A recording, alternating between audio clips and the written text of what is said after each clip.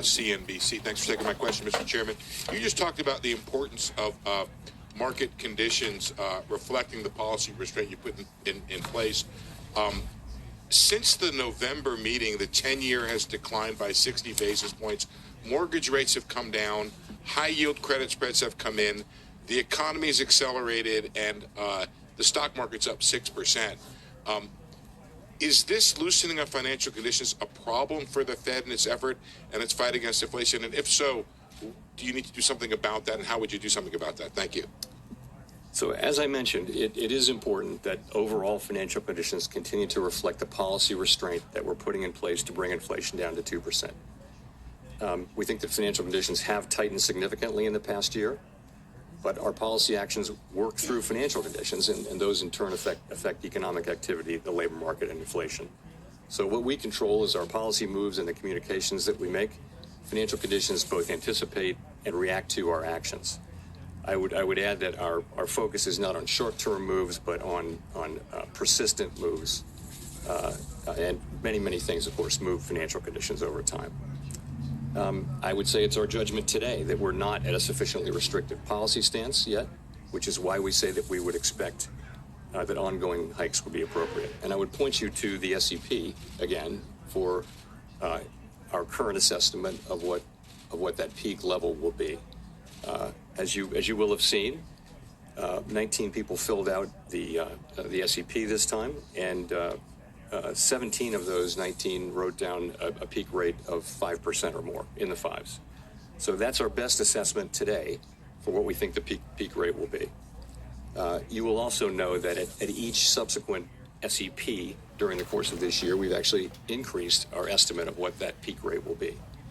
And today, the SEP that we're published shows again that overwhelmingly FOMC participants believe that inflation risks are to the upside. So I can't tell you confidently that we won't move up our estimate of the peak rate again at the next SEP. I don't know what we'll do. It will depend on future data.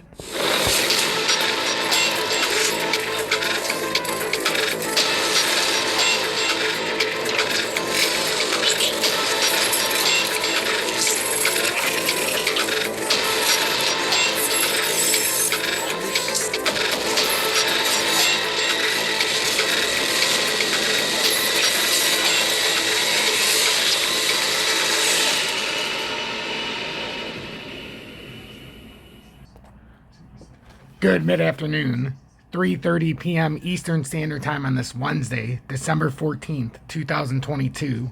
I'm XRP Future Millionaire, and I reside in the great state of Michigan. So as you can see on your screen, the Fed raised rates by 50 basis points, or half a percentage point. Jerome Powell was very hawkish today. He continues to act like employment is a great thing right now. A lot of people are working.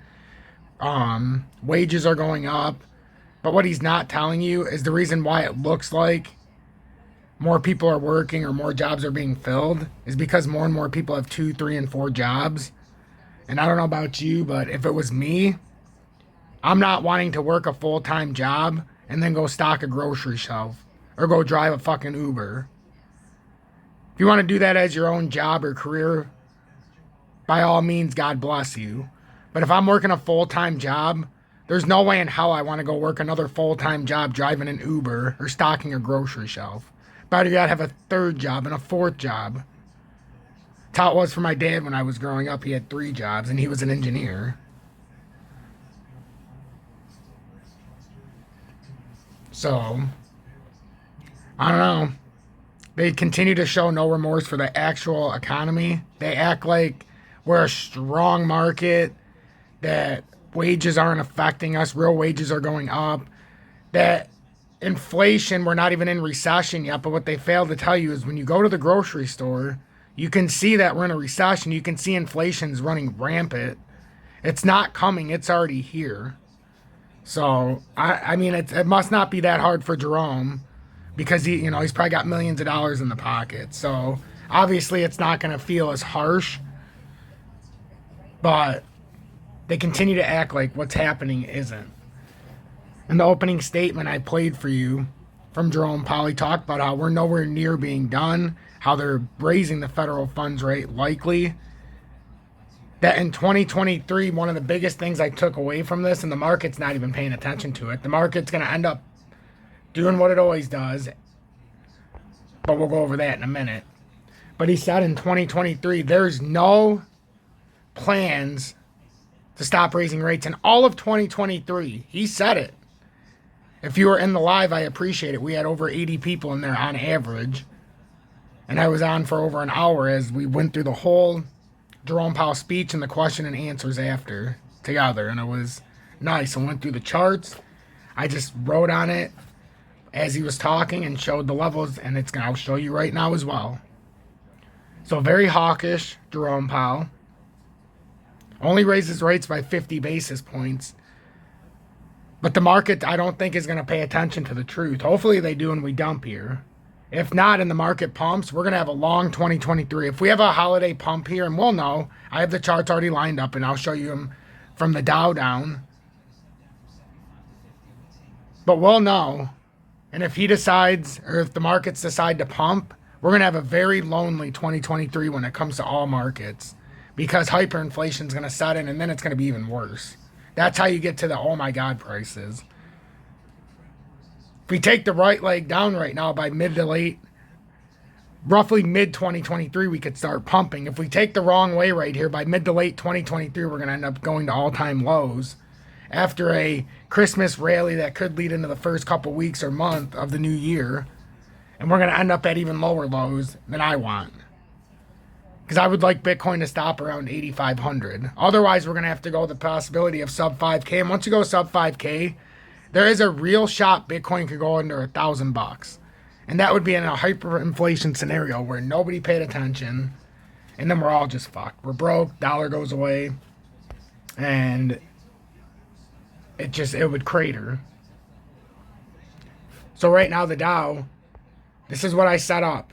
This was before it ever did anything. And look at, this was my anticipation. So this is your line. You got to get above this is the immediate line. This is your overall line to pump. So this scenario 1, up, rejected, down. Scenario 2, boom, boom, up, rejected, down. Right now we're taking scenario 1 up, making this little reversal, and then down. So if we break through here, we want to break through the floor of 33,701 to continue this bearish continuation. Or this is a sneaky inverted head and shoulders if it stops around here and doesn't break the low. So that's why we're looking, and then you'd have to pump above here, 34,333 approximately, start getting into a pump zone. A dump, do exactly what it's doing, get rejected here and break down a little bit further and break this low. Then we know we're going to dump a little bit farther and have to fulfill down to like the 32,000 level it could possibly come down to, and that's when you can get interesting. But, you know, as you can see,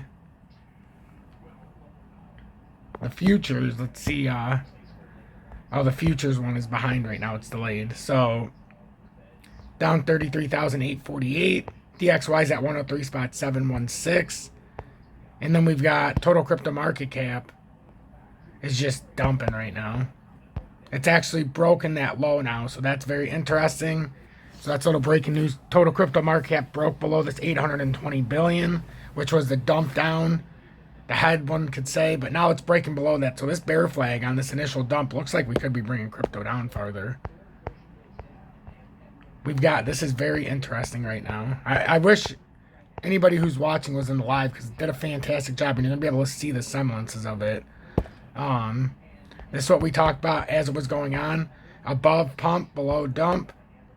And talked about this exact scenario. Comes up here, rejects. Even comes up here, and then you can pump. Right now it's getting rejected at this line. It actually broke the low from the dump during the press conference. Turning into a very dangerous situation here for Bitcoin. And it looks like if this continues, 17,284 is on deck here. XRP, this is what we were talking about. The pump and dump. Below this, dump. Above this, can try to pump. Obviously, you had to get above here, too, so that's why it was a double layer here. So, boom, down, dump. Boom, boom, down, dump. Boom, boom, boom, down. Still dump. There was 3 scenarios, 1 pump scenario for XRP right now after the bear flag was put in. And we're seeing right now, XRP hasn't broken the low like Bitcoin. We need to break 37,772. But it's definitely making its way down right now. It's at 38.14. So that's what we're looking at. We haven't broke and dump yet. Bitcoin might have made a new low, but Bitcoin does things like that. So I'm waiting for XRP to do its thing, and then I'm waiting to see what the Dow ultimately does. Because right now the Dow is my, okay, we'll see what happens mode for XRP. The Dow needs to break 33,703. And right now it's at 33,910. So until the Dow breaks that new low, Bitcoin can fake us out all it wants.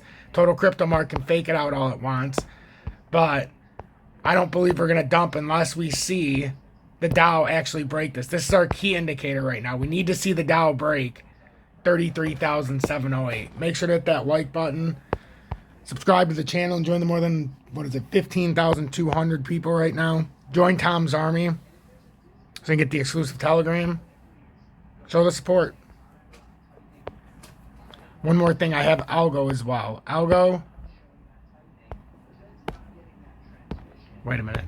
Whoops, that is not my Algo chart. Where the heck's my Algo one? Right here. This is where we have to watch with Algo. I did this during the live as well. I wasn't talking unless I had direct questions, but you can see what happened here.